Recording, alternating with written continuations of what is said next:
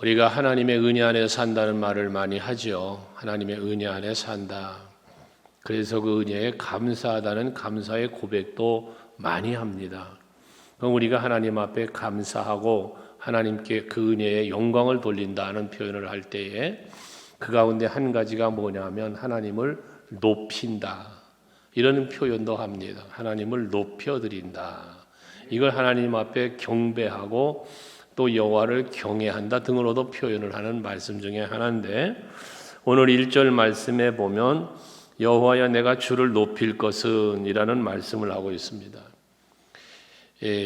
여호와 하나님을 이 다윗의 시편인데, 다윗이 이제 노년의 때가 되어서 죽을 날을 얼마 남겨놓지 않고 지은 시 중에 하나라 이렇게 알려져 있는 시편입니다.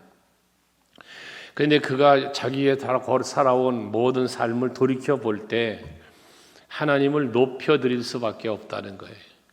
그래서 내가 주를 높일 것은 이라고 말을 하고 있는 겁니다. 그럼 다윗이 지나온 날을 돌아볼 때 하나님을 높여서 감사와 찬송과 영광을 돌려야 하는 것처럼, 돌리고자 하는 것처럼, 그 마음이 고백이 있는 것처럼 오늘 예배하는 여러분들도 지나온 날을 돌아볼 때에 주를 높여 찬송하며 경배할 수 있는 그런 아름다운 마음과 고백이 여러분에게 있기를 원합니다. 왜 이렇게 주를 높이며 하나님께로 감사와 영광을 돌려야 할 것인가? 다윗의 고백을 보면 그랬잖아요. 1절에서 주를 높일 것은, 그 높여야 하는 이유는 그 말이잖아요. 주께서 나를 끌어내서 내 원수로 하여금 나로 말미암아 기뻐하지 못하게 했다. 이 말이 뭡니까? 원수가 나로 말미암아 기뻐하는, 원수가 기뻐하는 건 뭐예요? 내가 망하는 거예요. 내가 잘못되는 거예요. 내가 패하는 거예요. 원수가 기뻐하는 건 그거예요. 나로 말미암아 기뻐한다는 것은. 근데 그렇지 못하게 했다는 건 반대죠. 내가 나로 이기게 했다는 거예요. 내가 원수에게 망하지 않게 했죠. 패배자가 되지 않게 했다는 거죠. 이기게 했어. 승리하게 했어. 구원해 주셨다는 거예요. 지켜주셨다는 것입니다.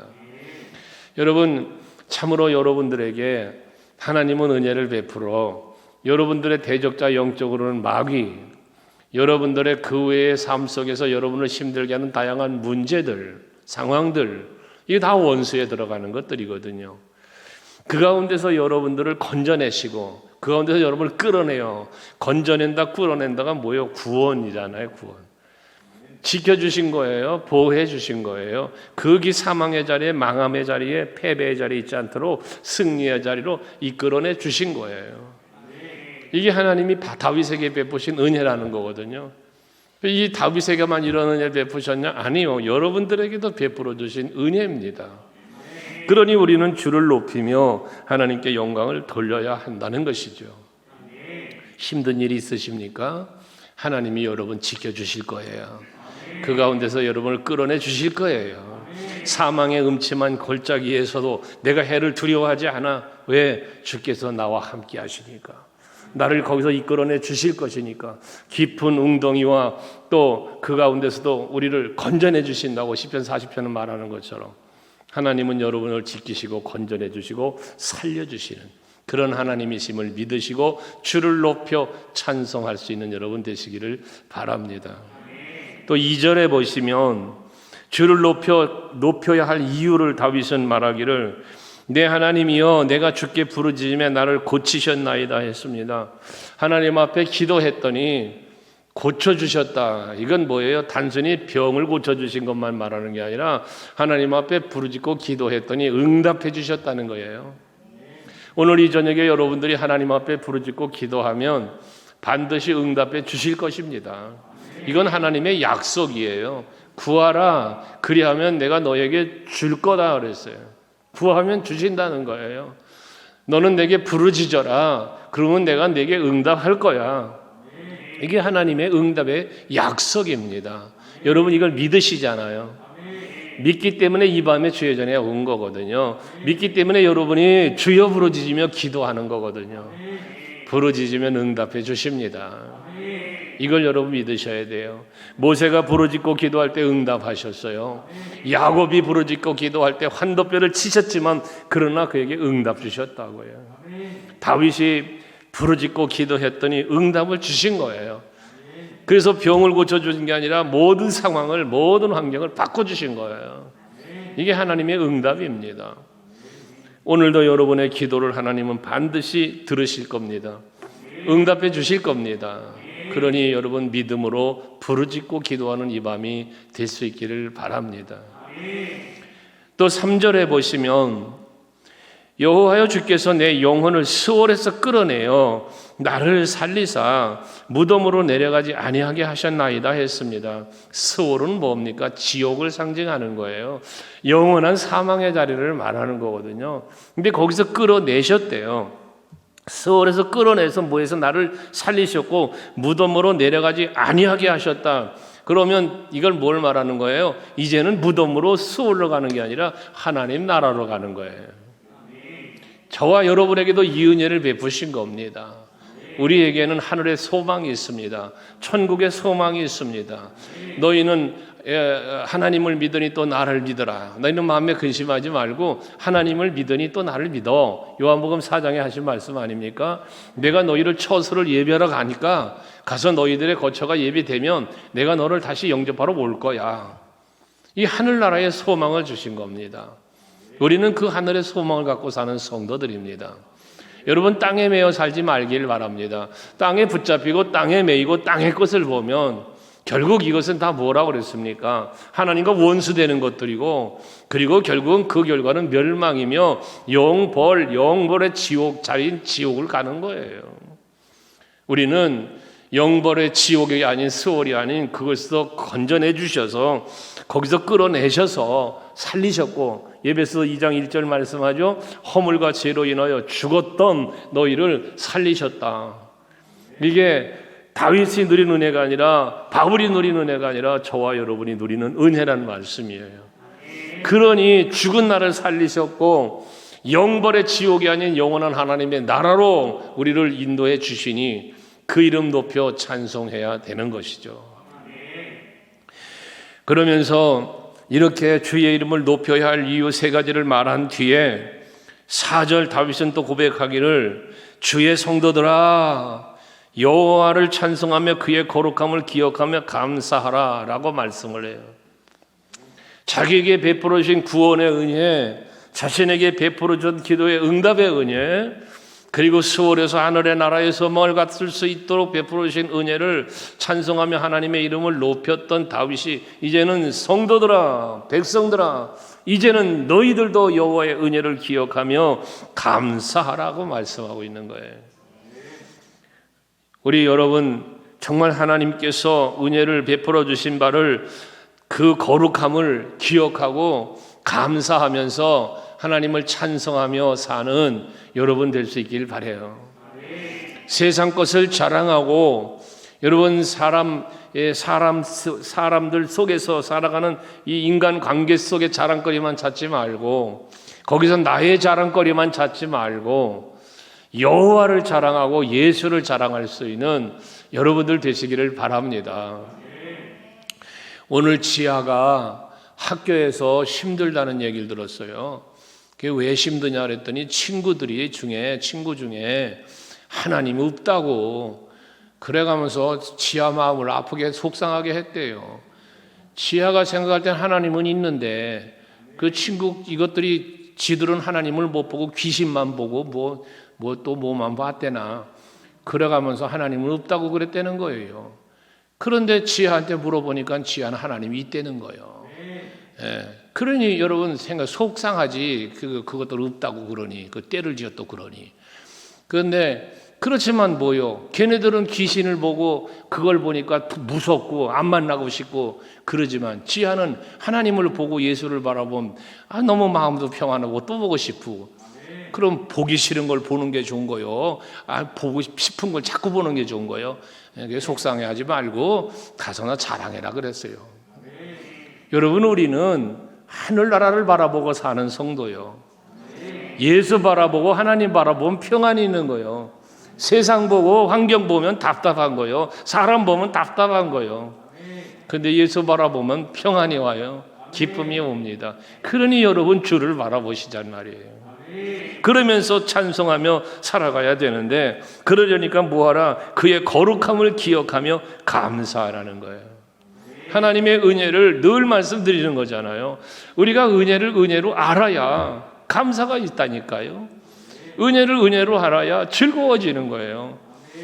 여러분, 출애굽기 20장 5절 6절이죠. 보면 신명기 5장에서도 같은 말을 동일한 말씀을 하는데, 우상을 섬기지 말아라. 다른 신을 섬기지 말아라.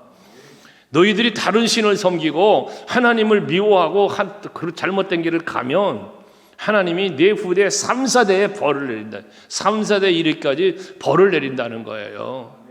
그 우상 섬기고 하나님 보시기에 합당치 못하면, 그래서 그건 결국 뭐냐? 하나님을 미워하는 행동이라는 거지. 하나님을 미워하는 행동. 그러면 그 죄를 다 어떻게 아들부터 아들에게로 3, 4대까지 이르게 한다는 거예요. 그런데 오늘 5절에 말하는 것처럼 그의 노염은 잠깐이고 그의 은총은 평생이라고 그랬잖아요. 이것처럼 출애굽기 20장 5절에서는 그 죄를 아들과 3, 4대 이르기까지 하나님께서 벌을 내린다고 그랬는데, 그 다음 절에 보면 뭐라고 말씀하고 있냐면, 아까 띄웠는데 한번 띄워볼래요? 거기 보면 뭐라고 그랬어요? 앞에 하나님을 미워하는 자들은 아버지와 그 아들로 3, 4대 이르기까지 하나님 벌을 내리신다고 해놓고는, 나를 사랑하고 내 계명을 지키는 자에게는 1000대까지 이른다는 거예요. 6절 띄워봐. 5절이냐? 보면 그러잖아. 1000대까지 은혜를 베푸신다는 거예요. 그러니까 노여움은 참사되고 하나님의 사랑과 긍휼은 1000대 이르기까지요. 오늘 5절에 말하는 거예요. 여러분, 이게 하나님이 우리를 향한 사랑입니다. 하나님이 우리를 향한 사랑이에요. 그러니 하나님은 때로는 노여워하셔요. 진노도 하세요. 책망도 하세요. 벌도 내리세요. 그러나 그건 잠깐이라는 거예요. 3, 4대에 이른다. 그렇지만 하나님을 기쁘게 해드리고 하나님의 계명을 지키며 하나님을 사랑하는 자에게는 1000대까지. 그러니 그 은총은 평생이로다. 영원함이라. 영생이라 그랬어요. 영생. 여러분, 이런 은혜를 베푸신 분이 하나님이신 거예요. 우리는 영생을 얻은 자예요. 잠깐이 아니라 영원토록 누릴 은혜를 받은 성도예요. 그러니 여호와 하나님이 베푸신 그 은혜가 얼마나 큽니까? 때로는 하나님이 여러분 야단칠 때도 있어요. 하나님께 책망받을 때도 있다고 말이요. 그 정도는 잠깐이라는 거예요. 잠깐. 치셨지만, 때로는 찢으셨지만, 낫게 하시고 싸매주시고, 이게 하나님의 은혜 아닙니까? 호세아 6장에 나온 것처럼. 그러니 이 은혜를 기억하면서 감사하는 여러분 되시기 바라요. 잠시 고통당할 수 있어요. 하지만 그 고통만 바라보지 말고 그 고난의 뒤편에 기다리고 있는 하나님이 주실 축복, 하나님이 주실 은혜, 이거 기억하면서 감사하자는 거예요. 그거 바라보면서 감사하자는 거예요. 우리 그러죠. 고난 당하는 것이 내게 유익이다. 어떻게 고난이 유익이요? 고난은 힘든 거지. 그런데 그 고난으로 인하여 그 뒤에 기다리고 있는 하나님이 내게 주실 은혜가 있고 축복이 있는 거예요. 힘드시죠? 어렵지요? 요즘 너무나 힘들어요. 어려워요. 하지만 이 고난의 뒤에는 분명히 하나님이 우리에게 주실 은혜가 있어요. IMF의 어려운 때도 지나갔어요. 1970년대 오일 쇼크라고 하는 그때도 지나갔어요. 2008년 금융위기 지나왔어요. 코로나19의 어려운 상황 우리가 지나가고 있어요.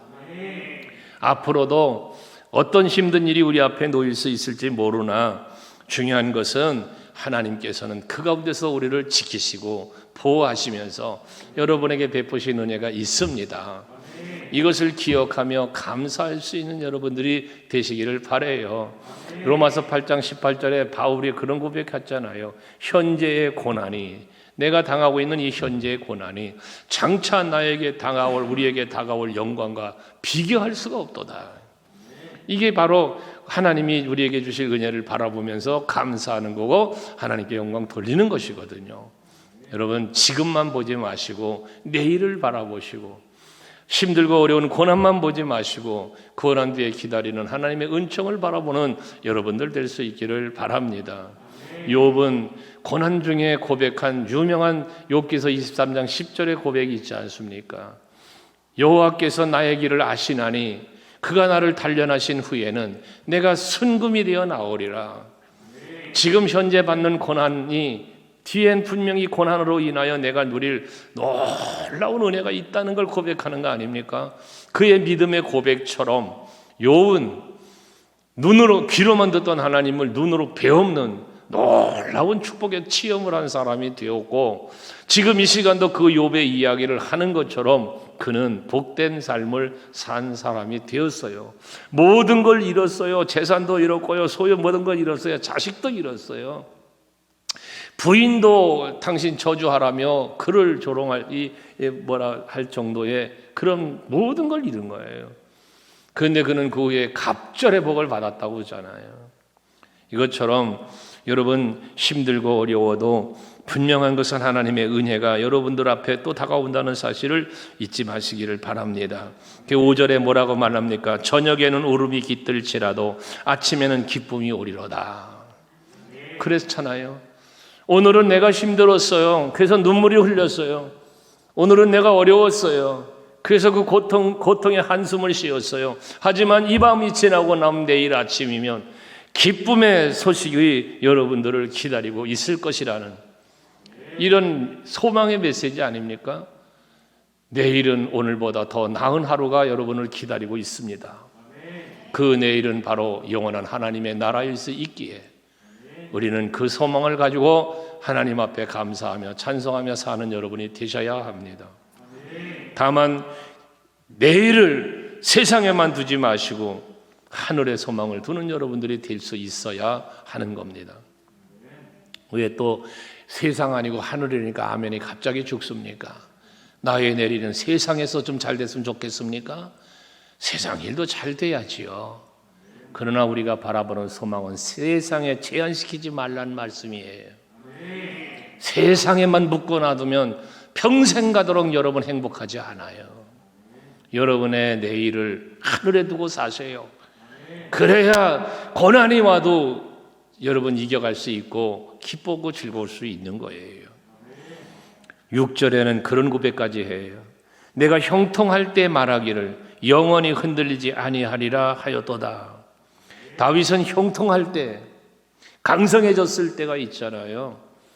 그는 양치는 목동에서 사무엘을 통하여 기름을 부어 사울왕의 후계자로 왕으로 기름 부음을 받은 뒤에도 얼마나 어려움을 당했어요. 어떻게 보면 평생 다윗은요 왕으로 세움을 받았지만 다윗은 전쟁의 역사, 피의 역사, 오죽하면 하나님이 너에겐 피가 있어서 성전 건축 너에게 허락하지 않는다고 하셨을까. 그만큼 다윗은 피의 역사 속에 살아온 사람이에요. 그럼에도 불구하고 그는 전쟁을 하면 이겼고 범사의 모든 일이 다 잘 되도록 하나님이 이끌어 주셨어요. 사울이 죽이려고 해도 살리셨고 아들 압살롬이 반역을 해도 지켜주셨고 블레셋과 주변 나라들의 그 수많은 공격과 전쟁 속에서도 늘 이기게 해주시는 이러한 다윗, 그런 하나님의 은혜, 이게 바로 다윗의 형통할 때입니다. 그렇게 범사가 잘 되고 형통할 때, 점점 더 강성해져 갈 때 그는 뭐 했습니까? 영원히 흔들리지 아니하리라 라고 말했다는 거예요. 뭐 한 거예요? 다짐을 한 거예요. 내가 조금 더 힘들고 어려운 일을 만나도, 형통할 때 잘 됐을 때 말이요, 내가 어떤 일을 만나도 절대 흔들리지 말아야지. 나는 흔들리지 않을 거야 라고 말했다는 거거든요. 이 말했다는 건 뭐예요? 마음에 다짐을 했다는 의미도 있는 거거든요. 여러분 입술로 다짐을 하셔야 돼요. 여러분 마음으로 다짐을 하셔야 돼요. 무엇을요? 내가 흔들리지 않을 거야. 내가 하나님 앞에 내 믿음이 흔들리지 않을 거야. 내 갖고 있는 하늘의 소망이 흔들리지 않을 거야. 내가 하나님을 사랑하고 이웃을 사랑하는 이 마음 흔들리지 않을 거야. 이와 같은 다짐과 고백이 여러분 입술에 늘 있기를 원합니다. 이를 위하여 다윗이 한 행위, 그것은 시편 16편 8절 이하에서 말씀하고 있는 것처럼 내가 항상 여호와를 내 앞에 모시며 라고 했잖아요. 다윗은 흔들리지 않는 신앙의 삶을 살려고 항상 여호와 하나님을 앞에 모셨다는 거예요. 그래서 그 여호와가 항상 함께 계시니 내가 흔들리지 아니하리로다라고 고백을 하는 거거든요. 앞에 시편 27편에서는 여호와 하나님은 나의 구원의 능력이 되시고 또 내 생명의 빛이 되시니 누가 누구를 내가 무서워하며 내가 무엇을 두려워하겠냐 이거예요. 그러니 항상 여러분 담대함을 유지하고 살기 위해서 뭐 했던 거예요? 하나님만 바라본 거예요. 하나님만 믿고 의지한 거죠. 그러니 내가 흔들리지 아니하리로다라는 그의 입술의 말은, 고백은 결국 믿음을 지키기 위한 몸부림이었다는 거예요. 사도 바울이 디모데후서 4장 7절 8절 말하는 것처럼 내가 선한 싸움 싸우고 달려갈 길 마치고 믿음을 지켰으니 라는 그 바울의 고백처럼 얼마나 그가 영적인 전쟁을 위해서 애쓰고 힘썼는가를 표현해 주는 이야기 아닙니까? 그런데 그렇게 싸울 수 있었던 이유가 무엇이라고 다윗은 고백해요. 그렇게 내가 선한 싸움 싸우고 달려갈 길 마치고 믿음을 지킨 이유를 이후로는 그랬어요. 이후로는 그렇게 선한 싸움 싸우고 달려갈 길 마치고 믿음을 지킨 이후에는 무슨 일이 벌어진다? 나를 위하여 의의 면류관이 예비되었으므로 라고 그랬어요. 소망의 흔들림이 없었던 거예요. 그것 때문에 그는 믿음을 지킬 수 있었고 선한 싸움도 싸울 수 있었다는 거거든요. 오늘 이 저녁에 예배하시는 여러분들도 마음속으로 생각과 입술의 고백으로 항상 말하기를 나는 흔들리지 않을 거야. 내 믿음은 굳게 지킬 거야. 하나님을 향한 내 중심은 결코 변함이 없을 거야. 난 그렇게 살 거야. 이와 같은 고백이 여러분에게 있기를 축원합니다. 그러면서 그렇게 그런 고백을 하면서 형통할 때 그렇게 말했잖아요. 그런데 8절에 보면 그런 고백을 또 해요. 여호와여 내가 주께 부르짖고 여호와께 간구하기를, 지금 여호와 하나님의 이제 이 노년의 때예요. 부르짖고 간구하기를 무엇을 기도하냐? 9절 내가 무덤에 내려갈 때에 그랬어요. 내가 무덤에 내려갈 때에, 죽을 때죠. 이제 죽을 때에, 이때까지 내 피가 무슨 유익이 있으며 진토가 어떻게 주를 찬송하며 주의 진리를 선포하겠습니까? 무덤에 내려가면 그 죽은 시체가 뭘 하겠냐 그 말이에요.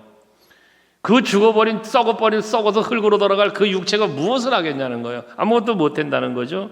그러니 여호와여 들으시고 내게 은혜를 베푸소서. 여호와여 나를 돕는 자가 되소서 하였나이다 그래요. 죽기까지, 이 말은 뭐냐면 내가 무덤에 내려가면 죽으면 내가 뭐 할 수 있냐고요. 내 피가 뭐 찬송할 수 있습니까? 어떻게 진토가 주를 찬송합니까? 어떻게 그 썩어버린 흙덩어리가 주의 진리를 선포할 수 있습니까? 안 된다는 거잖아요. 그러니까 뭐 하는 거예요? 죽기 전까지 말이죠. 죽으면 아무것도 못하니까. 지금 늙어서 지금 죽을 날이 가까워오는 다윗이 이제 죽기까지는 여호와 하나님 앞에 내가 부르짖고 기도하는데요, 내게 은혜를 베풀어 주셔서 여호와여 나를 도와주셔서 그 은혜 안에 앞에 말한 대로 영원히 흔들리지 아니하며 주의 이름 높이며 찬송하며 살게 해달라는 기도를 하고 있다고 말이에요. 여러분 하루를 살아도 주를, 아까 이제 내가 살아도라는 찬양을 했는데요, 우리가 하루를 살아도 주를 위해 살고, 설령 내가 이 세상을 떠나 죽음의 자리에 간다 할지라도 정말 주를 위하여 죽을 수 있는 이런 강건한 신앙의 다짐, 그러한 여러분들의 중심이 견고한 여러분들의 신앙이 되시기를 바라는 거죠. 그래서 이렇게 하나님의 은혜와 또 도우심으로 인해서 11절 12절에 죽기까지 이렇게 살고 싶은 거 아닙니까 여러분? 오늘 예배하는 여러분들이 11절 12절을 같은 삶을 살길 원해요. 거기 11절에 먼저 보시면 주께서 나의 슬픔이 변하여 내게 춤이 되게 하시며, 여러분 슬픔이 변하여 춤이 되게 하셨다. 시편 40편에 보면 제 대신 화관을이라는 슬픔이 변하여 찬송이 된다는 고백도 거기 있는 고백이 있는데 비슷한 내용의 고백이 되는 거예요. 여러분 혹시나도 슬퍼할 일이 있습니까? 슬픔이 변하여 춤이 되게 하시고, 우리 찬양 중에 보면 나의 발은 춤을 추며 뭐 그런 찬양이 있지요. 여러분 슬퍼할 일이 있음에도 하나님께서 춤출 만한 일로 변화시켜 놓으시는 이 할렐루야죠. 여러분 힘들고 어려운 이 상황 속에서 참 괴롭고 슬프고 안타깝고 막 이런 것들이 있을지 모르겠는데요, 이제 여러분 오늘 이 예배가 끝나면 춤출 일이 생기길 축원해요. 춤출 일이. 또 나의 베옷을 벗기고 기쁨으로 띠를 띄우셨나이다. 여기 베옷은 슬픔의 상징, 죄를 회개하는 회개의 상징이기도 해요. 그러니 이 베옷을 벗긴다는 것은 슬픔이 사라진다는 거잖아요. 회개할 때 죄를 사해 주신다는 거잖아요. 그러니까 그 베옷을 벗기고 기쁨으로 띠를 띄우셨다라고 말하는 것은 앞에서 슬픔을 벗겨시 변화, 슬픔이 변하여 춤이 되게 하는 것처럼 이제는 베옷을 벗기고 이제는 또 기뻐할 만한 일로 채워주시는 그러한 주시기를 기도하는 거잖아. 앞에 다윗이 지금 부르짖고 간구하는 것은 여러분들도 이런 기도를 하셔야 돼요. 슬픔 대신 하나님 내게 춤을 출 수 있게 해주시고, 베옷을 슬픔의 옷을 벗기시고 죄의 옷을 벗기시고 기쁨의 띠를 띄워 주옵소서. 이와 같은 거룩함의 기도가 여러분 입술에 있기를 원합니다. 그러면서 이어진 12절의 말씀에는 이는 잠잠하지 아니하고 내 영광으로 주를 찬송하게 하심이니 그랬어요. 여기 잠잠하지 아니하고라는 말은 뭡니까? 계속하여 그 말입니다. 계속해서 또는 영원토록이라는 말로도 바꿀 수 있는 말이에요. 내 영광으로 주를 찬송하게 하려 함이니, 여기 내 영광이 뭐예요? 하나님이 누리게 해주신 영광이죠. 내 영광은 다윗이 왕이 되게 한 거 하나님의 은혜로 된 것 아니에요. 여러분 다윗이 전쟁에 승리할 수 있는 거 하나님 영광이죠. 사울에게 죽이려고 하는 가운데서 살리신 것도 하나님의 은혜죠. 그러니 그가 누리는 모든 영광, 내 영광은 하나님이 내게 주신 은혜란 말이에요. 그러니 내가 잠잠할 수가 없어요. 죽음을 앞둔 상태에 있지만 지금도 나이 먹어 늙어 죽어갈 날이 다가오고 있지만 잠잠할 수가 없는 거예요. 찬송하지 아니하고는 견딜 수가 없는 거예요. 감사하지 아니하고는 견딜 수가 없는 거예요. 오늘 예배하는 여러분들에게 이런 일이 일어나길 원하는 거예요. 제가 여러분을 축복할 때마다 늘 하는 기도지만 감사와 찬송이 하나님이 베푸신 은혜가 저들의 삶의 현장에 누려지게 하시고 그 누림의 현장에서 하나님께 향한 감사와 찬송이 끊어지지 않게 해달라고. 이게 여러분을 위한 축복의 기도 아닙니까? 제가 늘 기도하는 거. 정말 여러분 입술에 감사와 찬송이 끊이지 않는, 잠잠할 수 없는 이런 은혜가 있길 원합니다. 그래서 여호와나의 하나님이여 내가 주께 영원히 감사하리다 했어요. 영원히 감사하리다. 앞에는 잠잠하지 아니하고 라는 말을 했고 뒤에 마지막은 영원히 라는 말을 썼는데 같은 의미죠. 같은 의미. 그래서 잠잠하지 않고 주를 찬송하고 영원토록 감사할 수 있기를 원하는 다윗의 이 부르짖음과 간구함, 오늘 이 밤 여러분들의 기도이길 원합니다. 그리할 때에 하나님께서 오늘 이 다윗이 평생을 지나온 뒤에 하나님 앞에 부르는 찬송의 고백인 것처럼 여러분들이 모든 삶 속에서 날마다 끊임없이 잠잠하지 않고 부를 찬송이 되고 인생의 마지막 날 될 때까지 그 찬송이 끊이지 않는, 그 감사가 끊이지 않는, 그 기쁨과 즐거움이 멈추어지지 않는 이와 같은 은혜가 여러분 삶 속에 넘쳐나시기를 주의 이름으로 축복합니다.